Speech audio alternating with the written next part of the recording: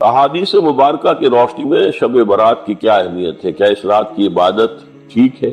شب برات کا روزہ رکھا جاتا ہے، اس کی صحیح حیثیت کیا ہے؟ شب کا روزہ تو کبھی ہوتا ہی نہیں، یہ آپ نے شب برات کا روزہ کیسے لکھ لیا؟ شب رات کو کہتے ہیں نا، شب برات جو ہے اس کو کہا گیا ہے اس لیے کہ ان کا خیال ہے کہ اس رات میں اللہ تعالیٰ بہت سے لوگوں کو اس کا کو بخشتا ہے۔ برات، اللہ تعالیٰ جہنم سے ان کو رستگاری عطا فرماتا ہے۔ اس کے ضمن میں جو صحیح احادیث صرف ایک ہے، اور وہ یہ ہے کہ حضرت عائشہ صدیقہ رضی اللہ تعالیٰ عنہ بیان کرتی ہے کہ ایک روز حضور کی میرے ہاں شب باشی کی باری تھی، لیکن میری رات کو آنکھ کھلی تو حضور نہیں تھے موجود، تو مجھے تشویش ہوئی کہ آپ کہاں گئے؟ تو میں ڈھونڈتی ہوئی وہ یا کسی اور کو آپ نے بھیجا، بہرحال مجھے پوری تفصیل یاد نہیں ہے، تو معلوم ہوا کہ آپ جنت البقیع میں گئے ہوئے ہیں اور وہاں پر استغفار کر رہے ہیں اللہ سے، اور تمام جو بھی وہاں پر مردے دفن ہیں ان کے لیے مغفرت کی دعا کر رہے ہیں۔ بس یہ ثابت ہے۔ باقی اب اس میں جو ہے ہندوؤں سے ہم نے مانگ لی دیوالی، تو دیوالی جو ہے وہ روشنی کی جا رہی ہے اور بتیاں جلائی جا رہی ہیں، تو مختلف لوگوں سے ہم نے بورو کی ہیں چیزیں، جیسے عید میلاد النبی ہے وہ ہم نے کرسچن سے بورو کر لی ہے، یا شیعوں کے تعزیوں کا توڑ کرنے کے لیے ہم نے بات بنا لی۔ اب اس میں جو ہے روشنیاں کی جا رہی ہیں، یہ دیوالی کا گویا کہ ہم نے توڑ فراہم کیا ہے یا اس کی نقل ہم کر رہے ہیں، یہ چیزیں نہیں۔ البتہ نماز رات کی عبادت تو ہر رات میں بہت اعلیٰ ہے۔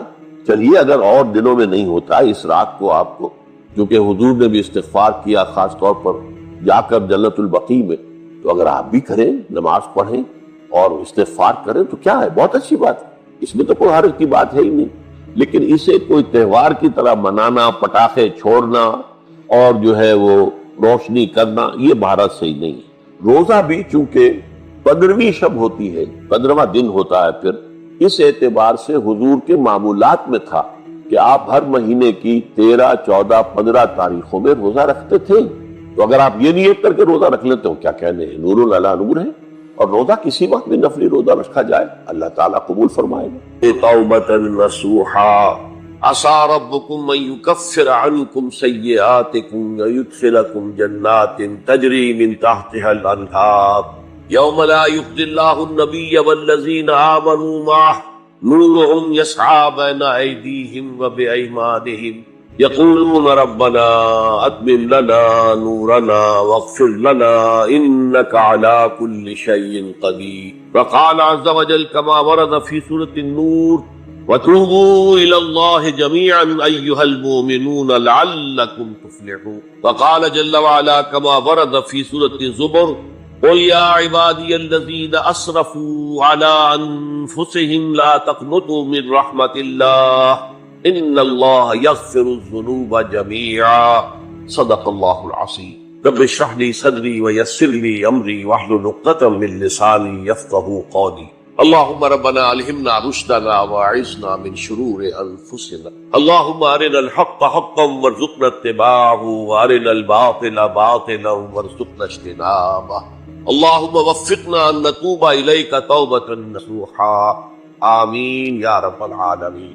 آپ میں سے بہت سے حضرات کے علم میں ہوگا اخباری اطلاع کی بنیاد پر کہ میری آج کی گفتگو کا موضوع ہے توبہ کی عظمت اور اس کی تاثیر۔ اس کا پس منظر یہ ہے کہ پچھلے کئی مہینوں سے میری تقریر جو ہے وہ جو اس وقت عالمگیر حالات ہیں اور جو امت کو خطرات درپیش ہیں اور اس کے ضمن میں جو پیشین گوئیاں احادیث نبویہ میں موجود ہیں، جو میں کم سے کم یوں سمجھیے کہ 25 برس سے بیان کرتا آ رہا ہوں، لیکن اب وہ چشم سر کے سامنے آ رہی ہے۔ پہلے وہ صرف یہ کہ انسان کو علمی اعتبار سے معلوم تھی، اب وہ صورتحال آنکھوں کے سامنے۔ تو اس پر چونکہ گفتگو ہوتی رہی، لیکن ہر مرتبہ گفتگو کا اختتام اس پر ہوا کہ اس کا علاج کیا ہے، بچنے کا راستہ کون سا۔ تو عام طور پر ایک لفظ پر توبہ، البتہ اس میں انفرادی توبہ، اجتماعی توبہ۔ انفرادی توبہ سے انسان اپنے گناہوں کی سزا سے بچ جاتا ہے، آخرت میں اللہ تعالیٰ اسے اپنے عفو و درگزر کا، اپنی رحمت کا، اپنے فضل کا مستحق قرار دے۔ لیکن دنیا میں قوم کی حالت نہیں بدلتی جب تک اجتماعی توبہ کی۔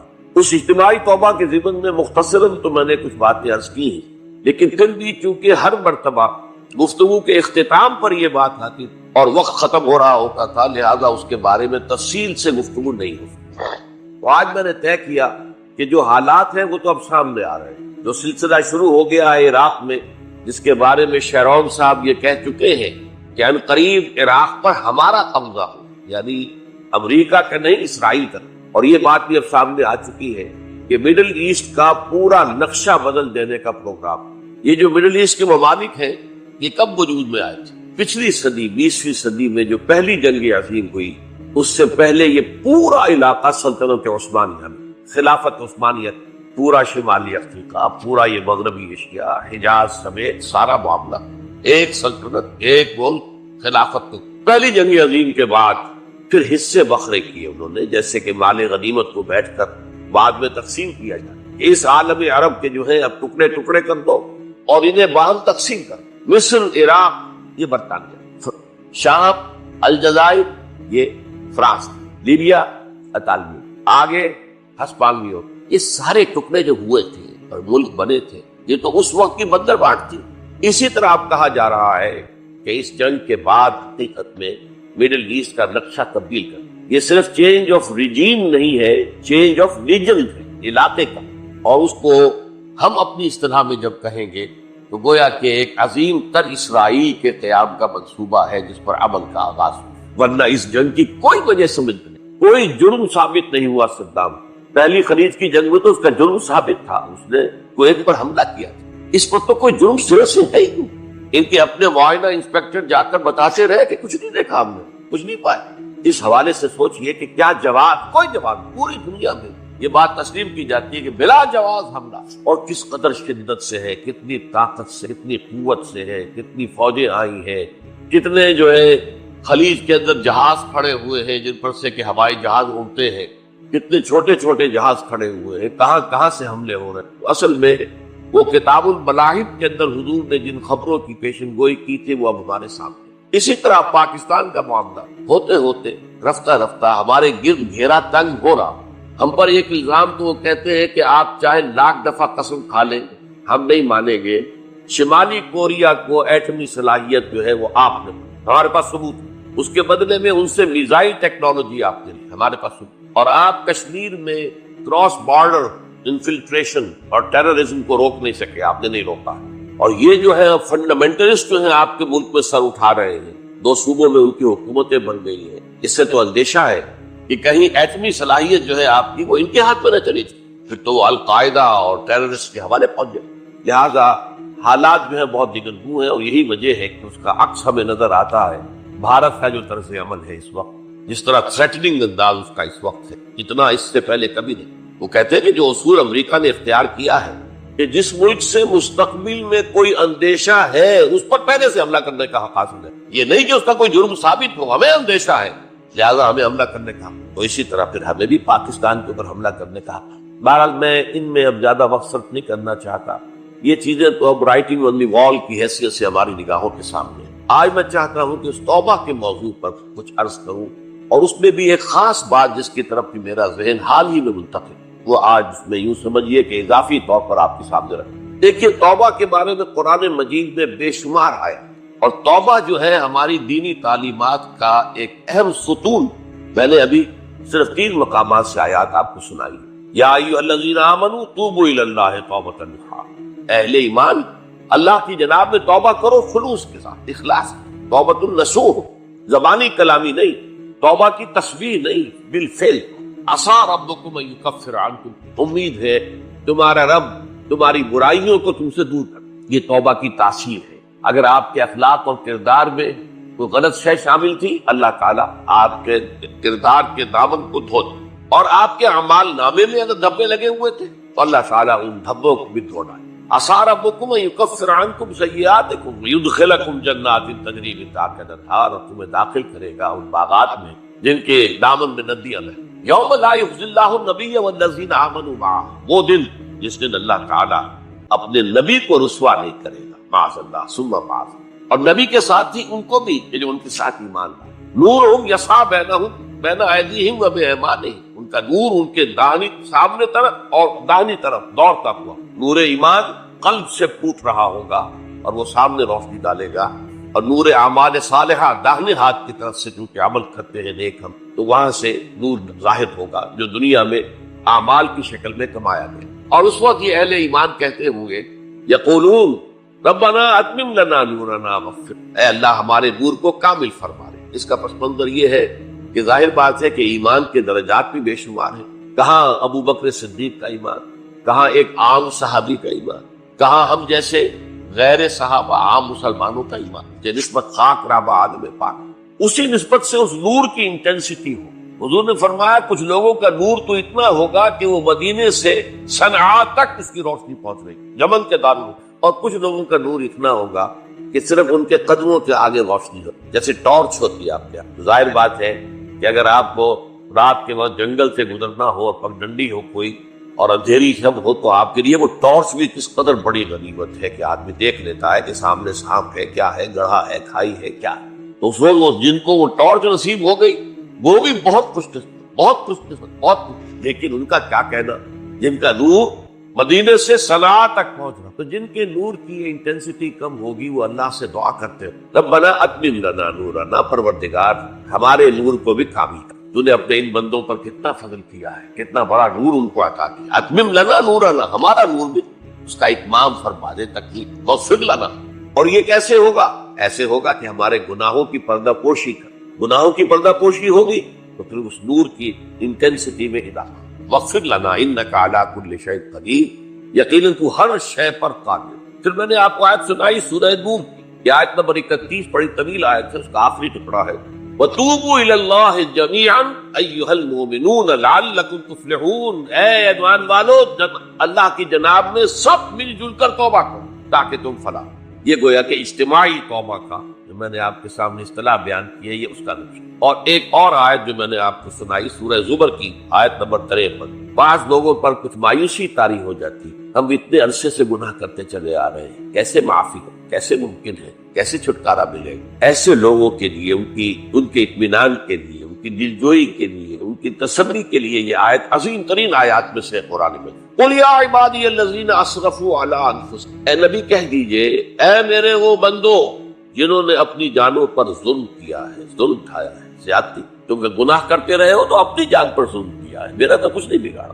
اللہ تو غنی ہے، اس کی تو سلطنت میں کوئی کمی نہیں آتی۔ ایک حدیث قدسی میں الفاظ آئے ہیں میرے بندو اگر تم سب کے سب اولکم و آخرکم و انسکم و جنکم، تمام انس و جن اور اولین سے لے کر آخرین تک کسی بدترین انسان جیسے فاسق و فاجر ہو جائے، سب ابلیس بن جائے، تب بھی میری سلطنت میں کوئی کمی نہیں۔ اور اگر تم سب کے سب اولین و آخرین اور انس اور جن سب مل کر جو متقی ترین انسان ہو سکتا ہے ویسے بن جاؤ، ابو بکر صدیق بن جاؤ، تب بھی میری سلطنت میں کوئی اضافہ نہیں۔ تو اللہ تعالیٰ کا تو کچھ بگڑتا نہیں ہے، انسان گناہ کرتا ہے تو اپنا نقصان۔ سو یا عبادی الذین اسرفوا علی انفسہم، کہہ دیجئے اے نبی اے میرے وہ بندو جنہوں نے اپنی جانوں پر ظلم کیا ہے، ستم کیا ہے، ظلم ڈھایا ہے، لا تقنطوا من رحمت اللہ۔ میں آج بعض حدیثیں اس موضوع پر آپ کو سناؤں گا، عجیب چشم کشا حدیثیں ہیں۔ میں نے چونکہ اس موضوع پر گفتگو کرنی تھی تو میں نے کچھ اس پر احادیث کا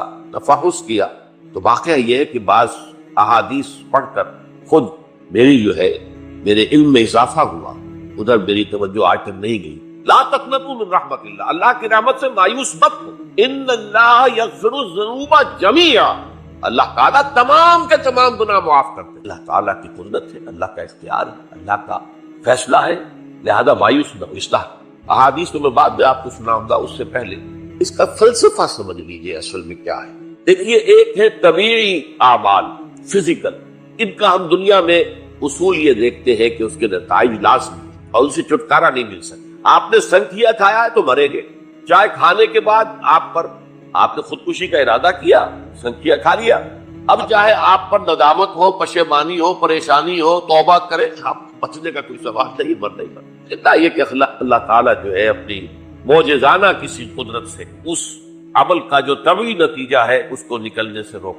آگ کی فطرت ہے کہ وہ جلاتی ہے، اللہ کے حکم کے تحت حضرت ابراہیم کو اس نے نہیں جلایا، یا نار کونی بردن وسلام علی ابراہیم۔ لیکن یہ ہمیشہ نہیں ہوتا، یہ تو ایک دفعہ ہو گیا بس۔ اللہ جب چاہے اب بھی کر سکتا ہے، لیکن یہ روز روز نہیں ہوتا۔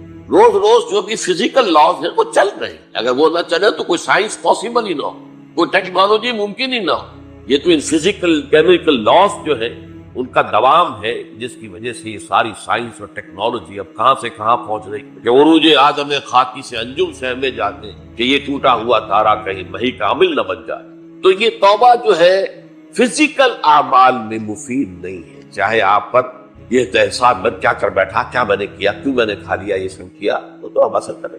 جو اخلاقی اعمال ہے ان کا قانون یہ نہیں ہے، اخلاقی اعمال کے نتائج ختم ہو جاتے ہیں توبہ۔ یہ ایک بہت بڑا قانون، بہت بڑا۔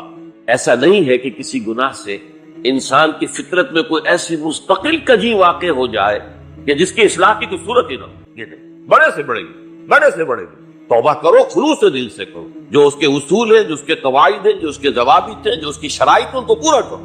تو بڑے سے بڑے اعمال، برے سے برے اعمال، میں حدیثیں آج آپ کو سناؤں گا، حیران کو، کیونکہ عام طور پر یہی ہوتا ہے کہ مواعظ میں چونکہ لوگوں کو اصلاح کی ترغیب دلانی ہوتی تو وہ جو انذار کا پہلو ہے اسے زیادہ نمایاں کیا ہے۔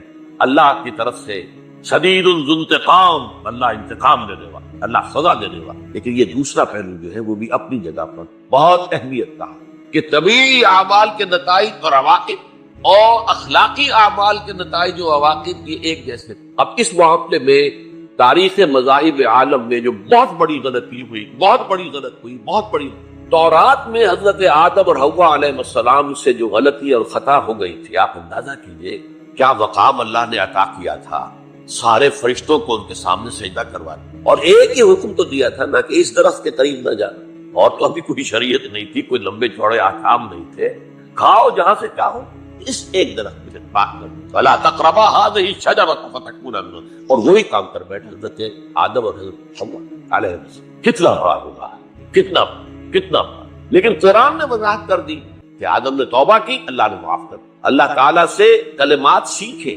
ندامت دل میں پیدا ہو گئی حضرت آدم، لیکن الفاظ نہیں تھے، کن الفاظ میں اللہ سے معافی مانگوں، مجھ سے خطا ہو گئی، بہت بڑی غلطی ہو گئی، وہ الفاظ بھی اللہ نے سکھائے۔ فتلقى آدم من ربه کلمات، یہ ہے جس میں کہ وہ علامہ اقبال کا ایک شعر ہے ان کے نوجوانی کے دور کا، جس پر میں بھول رہا ہوں کہ داد دہلوی تھے یا کوئی اور تھے کہ جنہوں نے علامہ سے کہا تھا میاں اس عمر میں، اور یہ شعر اس بڑی محفل میں بات آئی تھی کہ موتی سمجھ کے شان کریمی نے چن لیے قطرے جو تھے میرے عرق انفعال میں۔ انفعال کہتے ہیں عربی پشیمانی، شرمندگی، اور عام طور پر جب کسی انسان پر پشیمانی اور شرمندگی طاری ہوتی ہے تو پیشانی جو ہے اس پر کچھ پسینہ سا، تو قطرے جو تھے میرے عرق انفعال کے موتی سمجھ کے شان کریمی نے چن لیے۔ اللہ کی نگاہ میں ان کی اتنی قیمت، ان کی اتنی وقت میرے بندے نے پشیمانی اختیار کی ہے، اپنے اس غلط کام کے اوپر اسے رنج اور افسوس ہو رہا ہے، تو اللہ کی نگاہ میں اس کی یہ عظمت ہے، یہ قدرت۔ تو اللہ تعالیٰ نے جب حضرت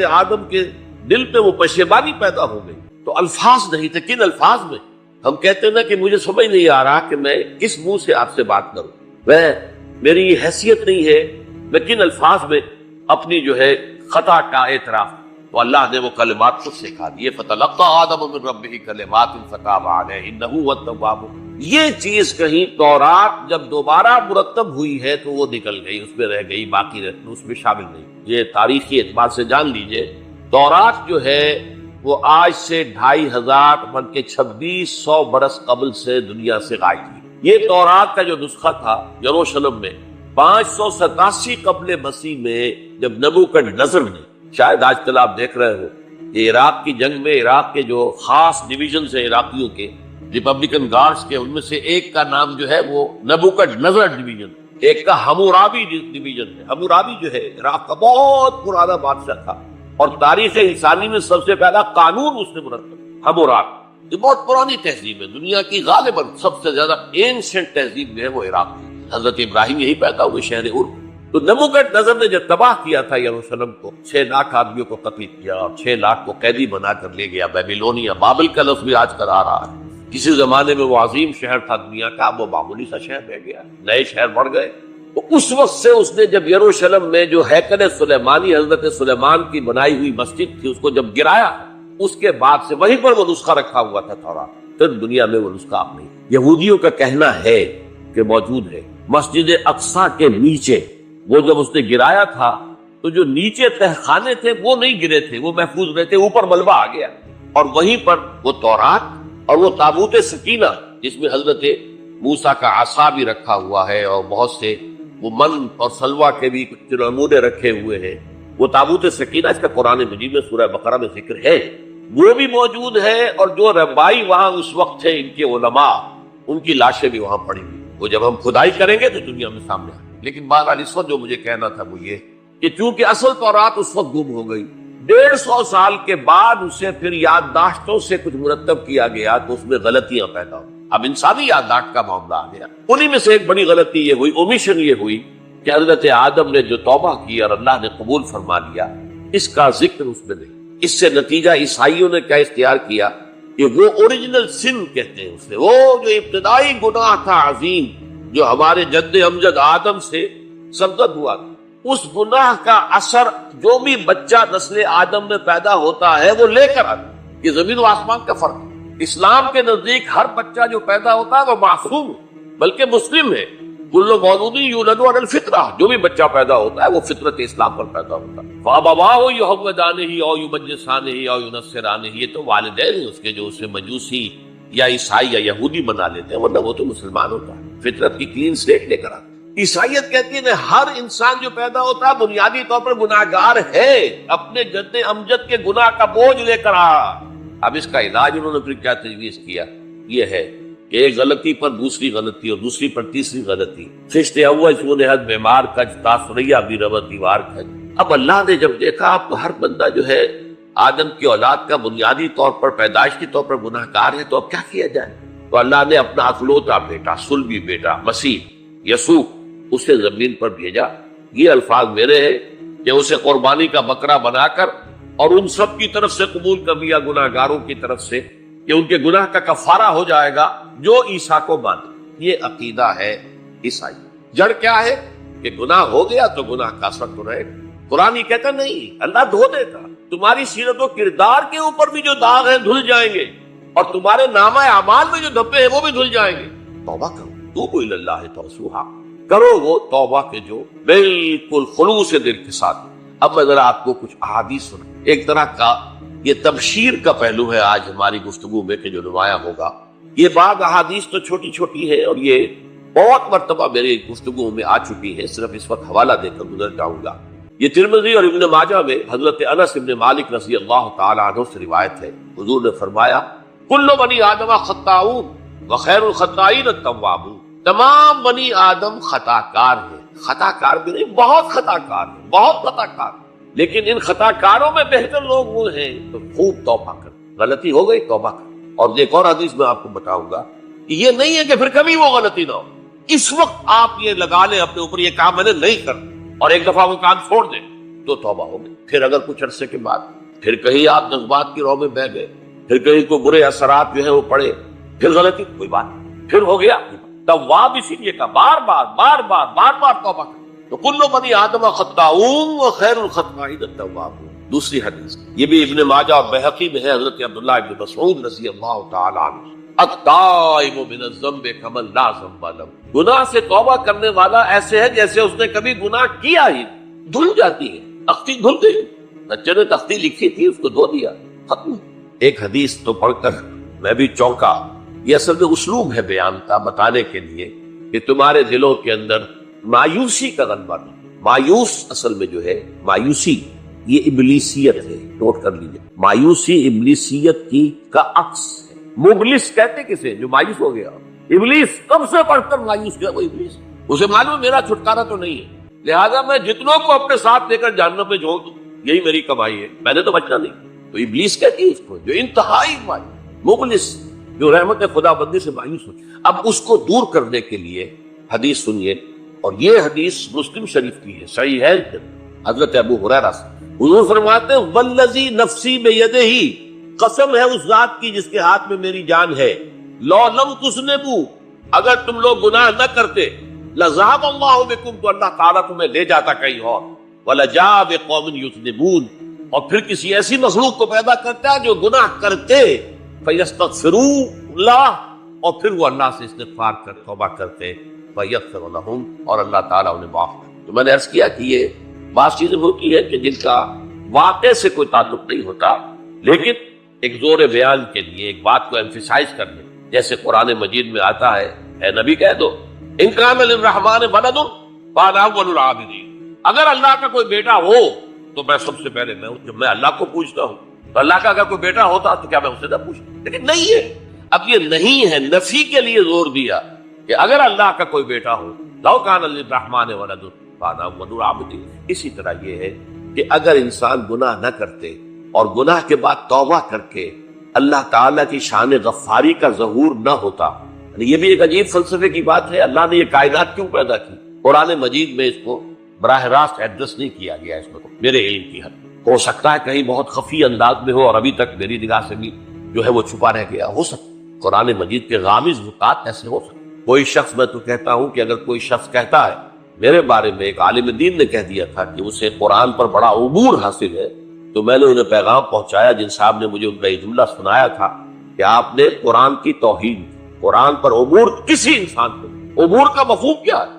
دریا کے دو کنارے ہیں، آپ اس کنارے سے اس کنارے چلے گئے تو آپ نے عبور کیا دریا، قرآن کے کنارے ہے ہی نہیں، لا پیدا کنار۔ لہذا یہ کہہ دینا کسی کے بارے میں کہ قرآن مجید، اب انہوں نے تو ایک طرح سے میری تعریف کی تھی، میرے ایک ساتھی سے جملہ کہا تھا، ان کے وہ عزیز تھے، تو گویا کہ وہ جو میری تنظیم میں تھے ان کو خوش کرنے کے لیے کہہ دیا ہو یا جو بھی ہو، ان کے دلی جذبات ہو سکتا ہے کہ میں نے کہا انہیں یہ میرا پیغام پہنچا دیجیے، آپ نے قرآن کی توہین، قرآن پر عبور کسے کو؟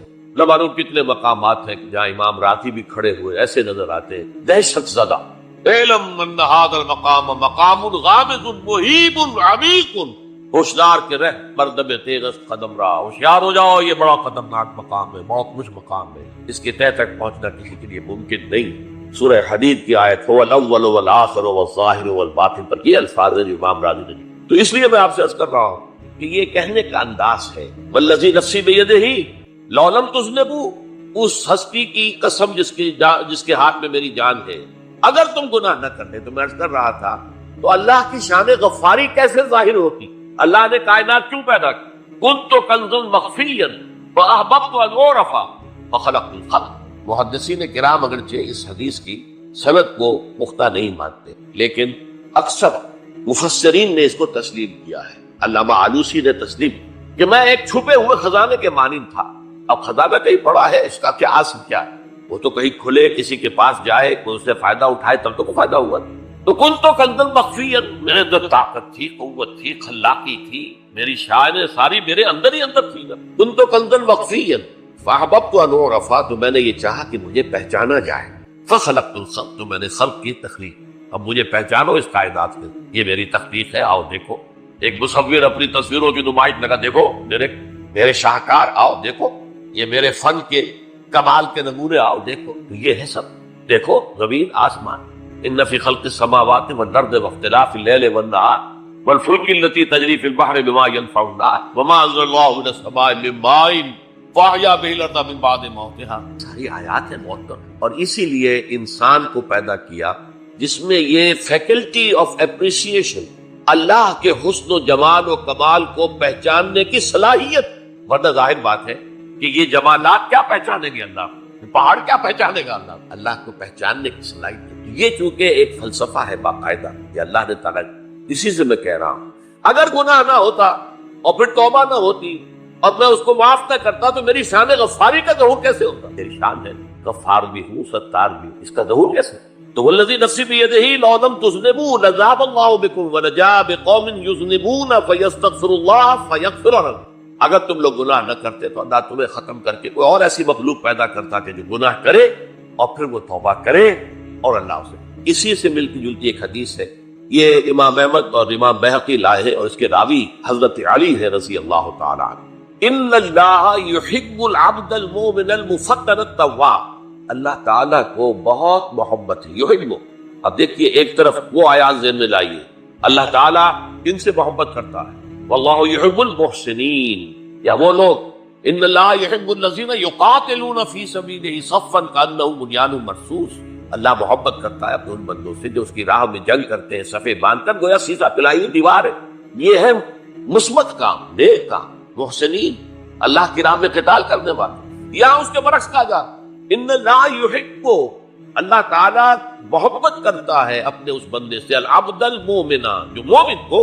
اس کی ایک اور بڑی پیاری حدیث آئے گی، المفتن التواب، جو بہت فتنوں میں مبتلا ہو جاتا ہو اور پھر بہت توبہ کرتا ہو، مفتن التواب، لیکن ساتھ ہی پلٹتا ہو، رجوع کرتا ہو، پھر اللہ کے حضور میں حاضر ہوتا ہو، پھر معافی مانگتا ہو۔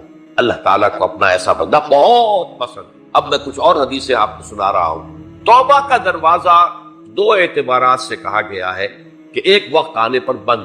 ایک حدیث کے تو الفاظ میں نوٹ کر کے نہیں لایا ہوں کہ اللہ تعالیٰ نے توبہ کا ایک دروازہ اتنا چوڑا کھلا رکھا ہوا ہے کہ جس کو عبور کرنا جو ہے وہ سال ہا سال میں ممکن، اور یہ بند نہیں ہوتا جب تک کہ سورج مغرب سے طلوع نہ۔ یہ قیامت کی جو آخری، قریب قیامت کی جو آخری نشانیاں ہیں ان میں سے وہی حدیث میں آپ کو سنا رہا ہوں، عن ابی ہریرہ رضی اللہ تعالی عنہ، اور یہ مسلم شریف کی روایت ہے، من تاب قبل ان تطلع الشمس من مغربها تاب اللہ علیہ، سورج کے مغرب سے طلوع ہونے سے قبل تک جو لوگ توبہ کریں گے اللہ تعالیٰ ان کی توبہ قبول۔ البتہ جب وہ قیامت کی وہ نشانی ظاہر ہو جائے کہ سورج مغرب سے طلوع ہو رہا ہے، اب دروازہ توبہ کا، اب اس کے بعد اگر توبہ کوئی کرتا ہے تو اللہ تعالیٰ اس کی توبہ کو۔ یہ تو اجتماعی سطح پر ہوئی۔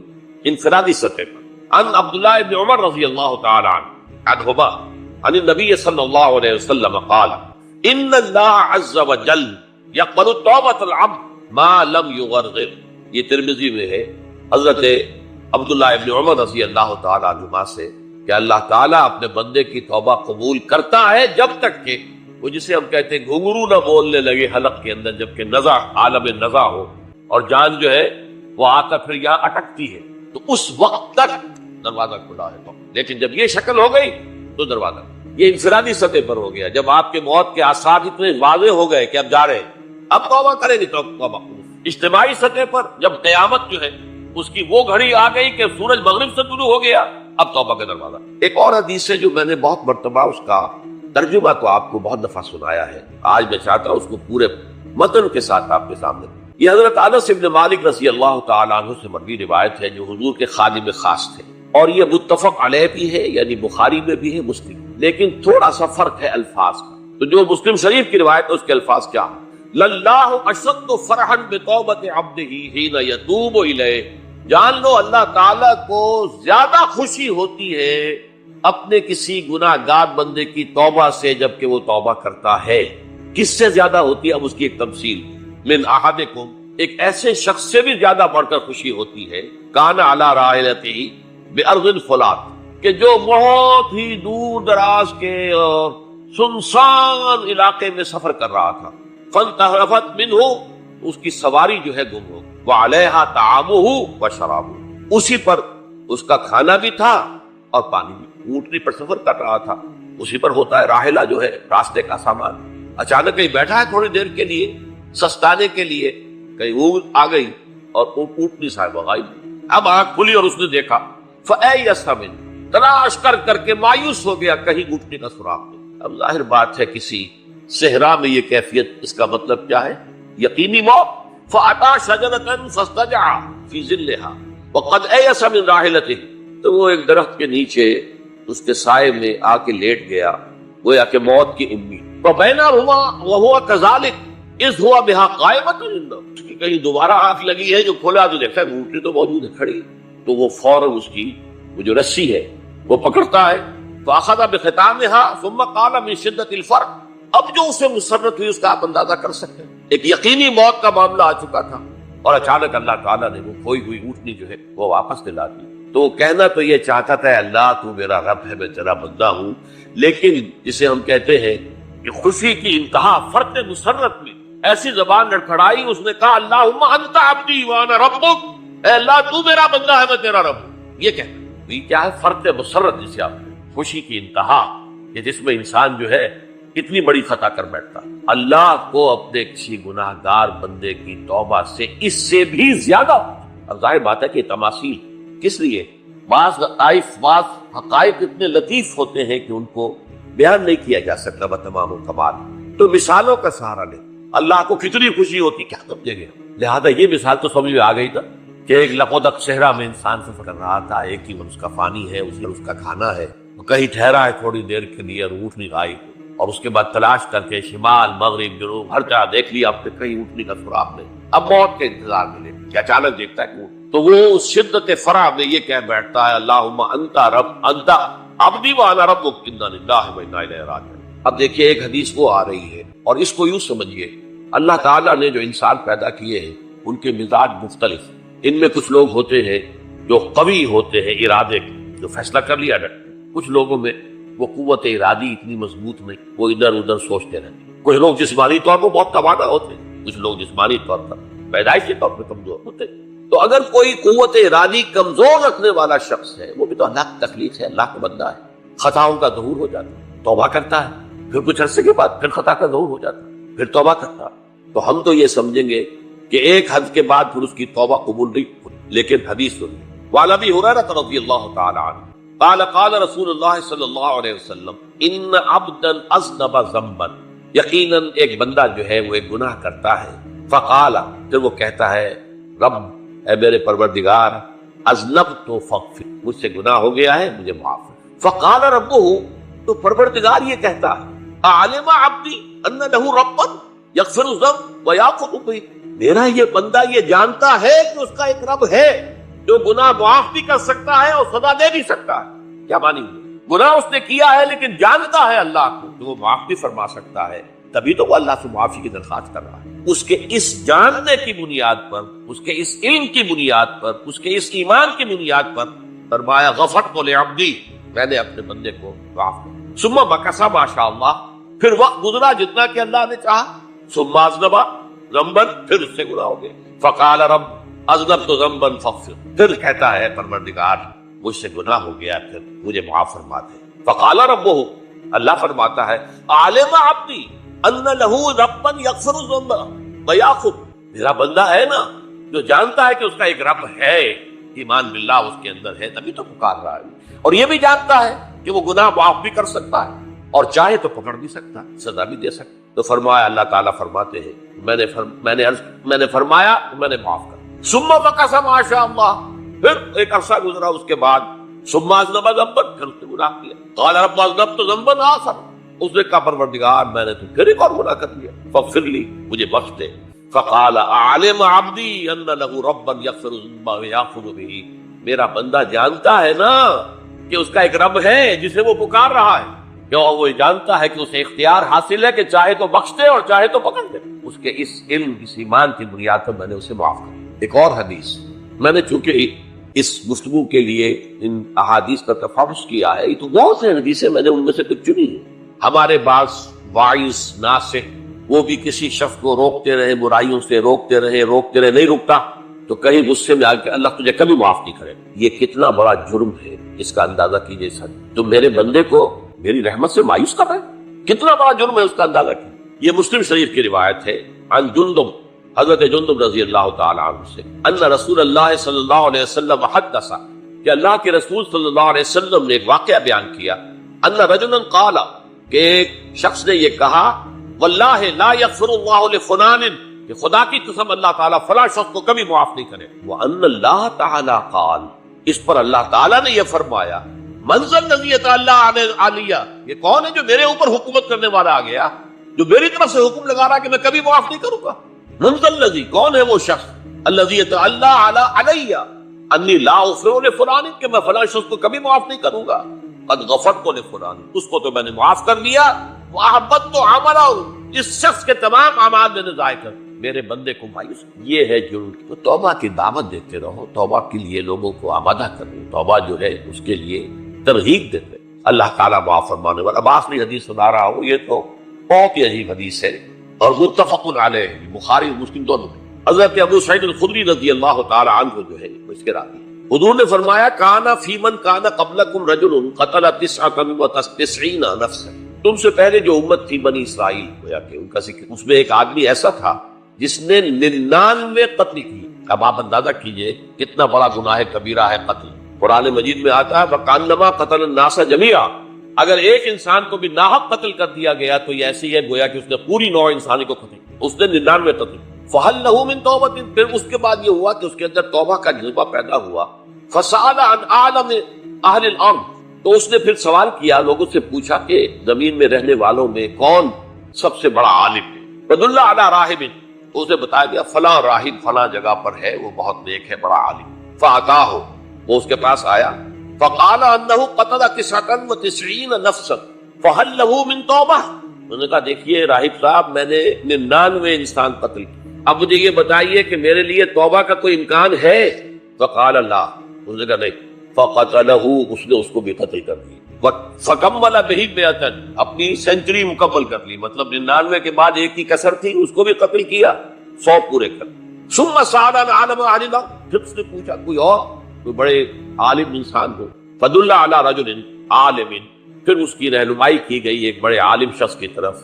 فقال انه قتل 100 نفس، تو اس نے وہاں جا کر کہا کہ میں 100 انسان ہلاک کر چکا ہوں، قتل کر چکا ہوں۔ فهل له من توبہ، میرے لیے توبہ کا کوئی امکان ہے؟ فقال نعم، کہا کیوں نہیں، 100 قتل کیے تب بھی کیا، توبہ کا راستہ دروازہ کھلا، معلوم یغرغر، جب تک کہ وہ گنگنو نہیں بج رہا اس وقت تک تمہارے توبہ کا دروازہ کھلا ہو۔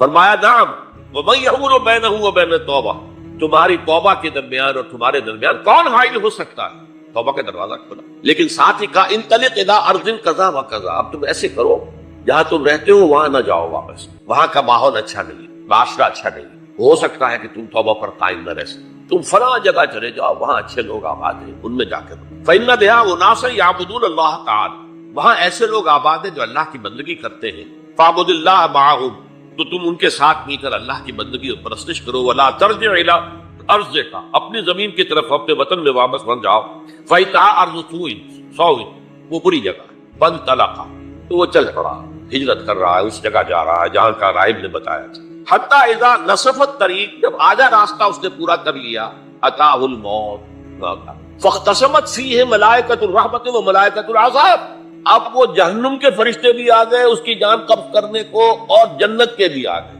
فقالت ملائکۃ الرحمہ، رحمت والے جو فرشتے ہیں جنت والے، انہوں نے کہا جا تائبا مقبلا بقلبہ اللہ تعالی، یہ شخص توبہ کر کے اللہ تعالیٰ کی طرف ہجرت کر رہا تھا، اس لیے اس کی نیت کی بنیاد پر اب یہ جنت کی ہے، لہذا اس کی روح ہم قبض۔ وقالت الملائکۃ العذاب، اور وہ جو عذاب والے فرشتے ہیں وہ کہیں گے انہ لم یعمل خیرا قط، تو نے توبہ کے بعد کوئی نیک عمل تو کیا ہی نہیں، تو کس بنیاد پر اس کو تم جنت میں لے جاؤ، اس کو تو دوزخ میں جانا چاہیے۔ فاتاہ ملک فی صورت الآدمی، تو ان کے پاس اللہ نے ایک اور فرشتے کو بھیج دیا آدمی انسانی شکل کے اندر، فجعلوا بینہم، ان فرشتوں نے کہا بھائی ہمارا فیصلہ کرا دو، اس کی روح ہم لینا چاہتے ہیں یا ہم لینا چاہتے ہیں، انہیں حکم بنا دیا۔ فقال قیسوا ما بین الارضین فإلی ایتہما کان اقرب، کہ تم فاصلہ ناپ لو جہاں سے وہ چلا ہے اور جہاں جا رہا تھا، اور یہاں اس کی موت ہو رہی ہے، تو کون سا فاصلہ جانا ہے۔ جب ناپا گیا، بلکہ ایک حدیث میں آتا ہے کہ اس پر اللہ نے زمین کو جو ہے حکم دے دیا، ایک طرف والی زمین تو سکڑ جا، دوسری والی جو ہے تو پھیل جا، تاکہ وہ جدھر جو جا رہا تھا وہ زیادہ قریب ہو جائے بنسبت اس کے کہ جہاں سے وہ چلا تھا۔ تو اس فیصلے پر پھر جو فرشتے تھے جو کہ رحمت کے فرشتے تھے وہ اس بندے کو دے گئے جنت۔ یہ ہے توبہ کی عظمتوں کی تاثیر۔ اب آئیے اجتماعی توبہ کا طریقہ کار جو میں نے بہرحال بیان کیا ہے، پہلے افراد توبہ کریں اور صحیح توبہ کریں۔ صحیح توبہ کیا ہے؟ ہماری زندگیوں میں کوئی حرام شے ہے فوراً نکال پڑ، ہماری معاشرت اور اس معاشرے میں رہتے ہوئے جو قانون ہے جس کے ہم پابند ہیں، ہم کسی زانی کو رجم نہیں کر سکتے، ناممکن ہے، یہ تو قانون ہی بنے گا تب ہوگا۔ ہم کسی چور کا ہاتھ نہیں کاٹ سکتے، تو قانون بنے گا تو ہو، تو ہم جن چیزوں پر عمل نہیں کر سکتے قانوناً، ان کے علاوہ باقی پوری شریعت جس پر عمل کیا جا سکتا اس پر عمل پیرا۔ سود میں بند نہیں کر سکتا، بینکوں کو میں آگ نہیں لگا سکتا، اور بینکوں کو آگ لگا دیں گے تبھی سود تو ختم نہیں ہوگا، لیکن یہ تو کر سکتا ہوں کہ براہ راست سود میں ملوث نہ، سود پر قرضہ لے کر اپنا کاروبار نہ چمکاؤں نہ بڑھاؤں، سود پر قرضہ لے کر اپنے مکان نہ اونچا کروں، یہ تو کر سکتا۔ تو کم سے کم جو ڈائریکٹ کسی نے قانون نہیں بنایا کہ لازم ہے آپ پر کہ آپ سودی قرضہ لیں اور اپنی بلڈنگ عالی شان بنا لیں، یہ اگر کر رہے ہیں تو آپ مجرم۔ آپ کے معاشرے میں کوئی قانون نہیں بنا کہ پردہ ختم، برقع حرام، مثل یہ ترکی میں تو کر دیا گیا برقع حرام، وہاں تو سر کو اوپر جو ہے ڈھانپنا جو ہے، اسکارف لینا بھی ممنوع، یہاں تو نہیں۔ پھر یہاں جنہوں نے چھوڑا ہے مجرم خود ہے، یہاں تو اللہ کا شکر ہے کوئی ایسا مصطفیٰ کمال پیدا آج تک نہیں ہوا ہے کہ جس نے ان چیزوں کا حکم دیا۔ ہاں ترغیب ہے، ذرائع ابلاغ کے ذریعے سے، فحاشی ہے، اریانی ہے، لیکن چوز آپ خود کرتے ہیں، فیصلے کا اختیار آپ کا اپنا ہے۔ تو جن چیزوں کے اندر بھی گناہ سے بچنے کا امکان ہے اس کو عملاً ترک کیا جائے، اور نمبر 2 عزم مصمم کر لیا جائے کہ اللہ اب بقیہ زندگی جتنی بھی ہے اس میں اپنی توانائیاں، اپنی قوتیں، اپنی صلاحیتیں صرف کروں گا تیرے دین کی تبلیغ اور تیرے دین کے قائم کرنے کی جدوجہد۔ عزم میں یہ لوگ اگر 14 کروڑ میں 14 لاکھ بھی ہو جائیں، بہرحال 2-4 کی توبہ کرنے سے ملک کی قسمت نہیں بدلتی۔ محترم تعداد کے اندر جو ہے یہ لوگ اگر ایسے ہو جائیں اور پھر یہ کہ وہ مل کر اگر زور لگائیں تو واقعی شریعت اسلامی کا نفاذ ہو سکے، اللہ کا نظام قائم کیا جا سکے۔ یہ ملک بنایا اسی لیے گیا۔ تو یہ توبہ کا جو ہے اجتماعی توبہ کا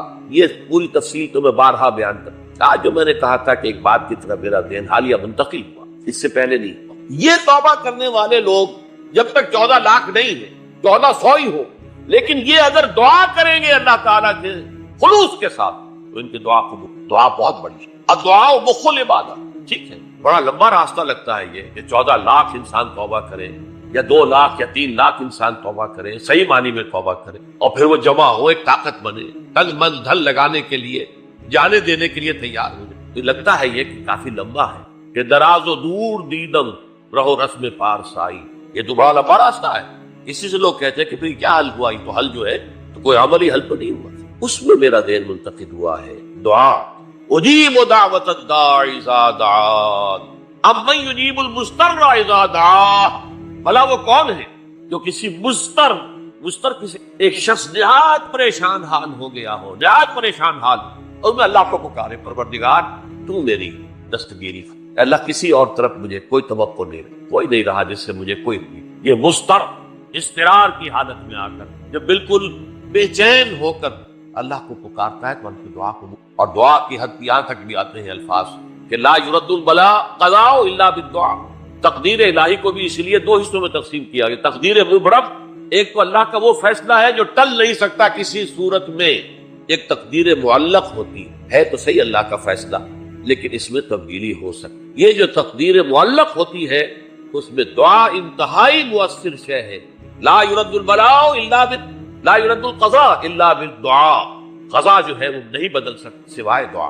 اس دعا کی تو کم سے کم ہم منادی کریں، لیکن پہلے شرط وہی ہے، ورنہ وہ دعا نہیں ہے، ورنہ وہ توبہ نہیں ہے۔ توبہ صحیح ہو، حرام سے اپنے وجود کو، اپنے گھر کو پاک کرے، اس کے بغیر تو جیسے کہ کہا گیا سورہ مائدہ میں، قل یا اہل الکتاب لستم علی شیء حتی تقیموا التوراۃ والانجیل، اے نبی ان سے کہہ دیجئے اے اہل کتاب تمہاری کوئی حیثیت اللہ کی نگاہوں میں نہیں، تمہاری کوئی دعا اللہ کے ہاں قابل پذیرائی نہیں جب تک کہ تم تورات اور انجیل کو قائم۔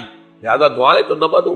30 لاکھ آدمی جو ہے حج کے موقع پر کیسی دعائیں مانگتے ہیں، کہاں جا رہی ہیں دعائیں، کہاں ہے ان کی قبولیت؟ یاس توبہ صحیح ہو، اور توبہ کے بارے میں آج میں امکانی حد تک آپ کے سامنے آج ترغیب و تشویق کا پہلو رکھا۔ مایوسی، اس کو کہا بھی جاتا ہے مایوسی کفر ہے، اور میں نے آپ سے کہا آج لا تقنطوا من رحمت اللہ ان اللہ یغفر الذنوب جميعا، 99 قتل کیے ہو، 100 قتل کیے ہو، تب بھی توبہ کرو گے تو اللہ توبہ قبول فرمائے، اور کس شان کے ساتھ قبول فرمائے گا اس کے اندر آیا متفق علیہ حدیث، صحیح بخاری اور صحیح مسلم۔ تو اگر ہم اس توبہ کی منادی کریں نمبر 1، اور جو لوگ توبہ کریں صحیح معنی میں، ایک طرف تو وہ جدوجہد شروع کر دیں اللہ کے دین کے قائم کرنے کی جد، اس میں پیچھے نہ رہے، لیکن اس اسنا میں جو دعائیں وہ کریں گے، اللہ تو نے یہ ملک ہمیں عطا کیا، ہم نے اپنے دور بازو سے اسے نہیں، یہ سلطنت خدا داد پاکستان، اور اے اللہ اے خاصان رسول وقت دعا ہے، امت میں تیری آگ یا جب وقت، میں اپنے احساسات جو ہیں آپ کے سامنے الفاظ میں بیان نہیں کر سکتا۔ یہ جب یروشلم کی تباہی ہوئی تھی جس کا میں نے ذکر کیا ہے، 6 لاکھ انسان قتل ہوئے تھے، اور 6 لاکھ کو نبوکدنضر جو تھا وہ ہانک کر بھیڑوں بکریوں کی طرح بیبیلونیا لے گیا تھا۔ اس سے پہلے کتنے ہی نبی اہل کتاب کے وہ کہتے رہے تھے کہ ہوش کرو، توبہ کر لو، بلکہ ایک جگہ کے الفاظ یہ ہے درخت کی جڑ پر کلہاڑا رکھا جا چکا ہے، اب بھی ہوش میں آ جاؤ۔ ہوش میں دنیا پرستی، جو بھی ان کے نفس پرستی جو بھی ان کے اوپر مسلط ہو چکی، اس نے انہیں توبہ نہیں، تباہی اور بربادی ہو۔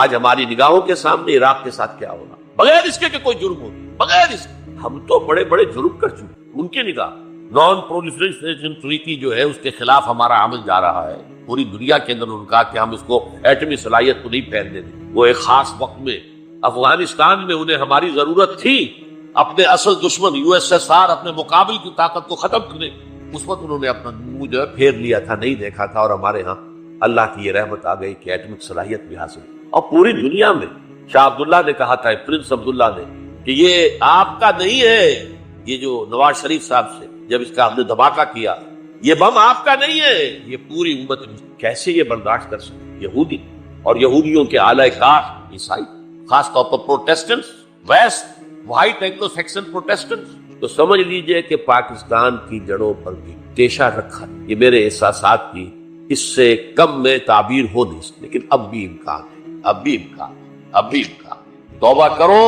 توبہ کراؤ، مل جل کر طاقت بنو، کوشش کرو کہ یہاں اسلام کا نظام آ جائے، اور اس اسنا میں بھی دعا کرو اللہ کی کہ اللہ ہمیں مہلت عطا فرما، ہمیں کچھ اور مہلت عطا فرما، اے اللہ ہمیں کچھ اور مہلت عطا فرما۔ بارک اللہ لی ولکم فی القرآن العظیم ونفعنی وإیاکم بالآیات